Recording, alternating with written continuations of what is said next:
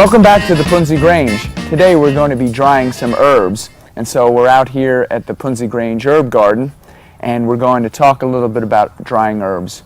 Now, the best time to dry herbs, the best time to pick herbs for drying is in the morning. You don't want to do it in the afternoon. The reason is that that's when the oils in the plant are the strongest because they haven't been beaten down by the sun all day. So, and that's the primary thing you want to make sure when you're drying herbs is to keep as much of that good oil. That's where all the flavor and all the good stuff is. So we're going to talk a little bit about some different herbs that we can dry, and then I'll show you a little later how to dry them.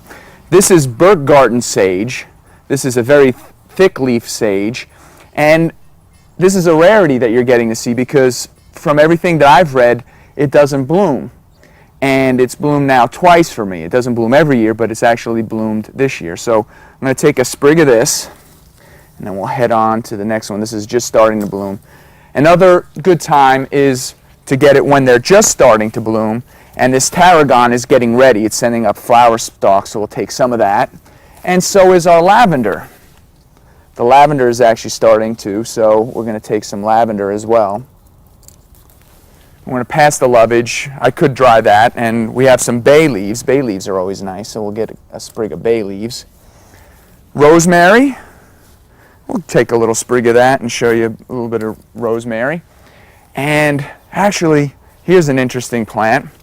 If you have bee balm, maybe you didn't know that you can actually make tea out of this, and it's called oswego tea. The Indians used to use it. And during the time when we would actually take this is when it's about to bloom, and look at that, it's blooming. And so now we're going to go over and we're going to show you how to dry these. Now there are two types of herbs that you're going to be dealing with in general. You have your broadleaf herbs that have flat, broad leaves, and then you have your thinner herbs that have the little tiny leaves. Now these herbs can actually be dried stem and all because they're so thin they'll dry fast enough, and if you had a clump you could actually tie them with a string and then just hang them up in the rafters. Now you want to keep them out of direct sun, so if you have direct sun where you're going to keep them to dry, you're going to want to actually put a paper bag and then wrap the bag around it, and that'll keep the sunlight from hitting it because sunlight will actually remove some of the flavor and some of the color, and you want as colorful and flavorful herbs as you can get. Now another way you can dry them is on a screen like this, and this is just an old screen, and for these you can just lay them out, space them.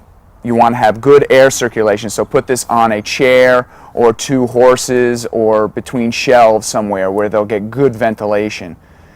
The temperatures you want to keep them shouldn't be above 100 degrees. You want it warm but not too warm, otherwise you lose the oils.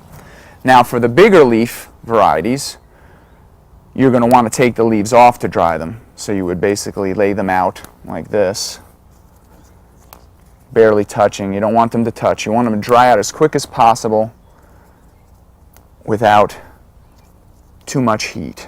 Good ventilation is key to that. And we'll actually let's see what happens with the flower bud. Now, you can leave this to dry. Another solution, if you have the money and the inclination, is to actually get a dehydrator. Now this works not only for herbs, for vegetables and meats and all kinds of things, but for the herbs, probably no matter what herb you're using, I tend to want to strip them down. And I'll show you how it works if you don't have one already. Down on the bottom, this is the fan and the heating element. So the heat is in here and it blows up the heat through the vent. And then there's the central core where the heat will go through and circulate through each one of these tiers. So this one has a few tiers that you can use. So you can dehydrate more than one thing at a time. So you can see allows good ventilation. So what we're going to do, again, you're going to strip off your leaves, put them in, and even our smaller leaves, you want to at least strip them down to smaller pieces so that you're not having to dry this out, because this will hold a lot of moisture that will wick in through the leaves again. So we can just spread them out like that. Now, to know when they're done, you cover it up. To know when they're done, you're going to actually check and see how they feel. If they crumble, once they start crumbling, then they're ready to go. But you don't want to overdo it.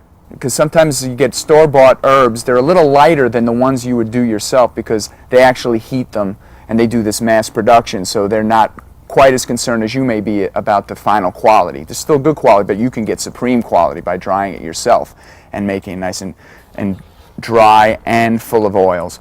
You want to set it on its lowest setting. Right here, this is 95. That's the lowest setting this dehydrator will work on.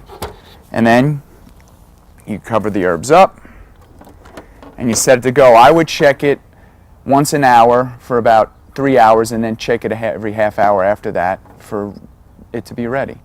Until next time, this is Peter Punzi. Live long and garden.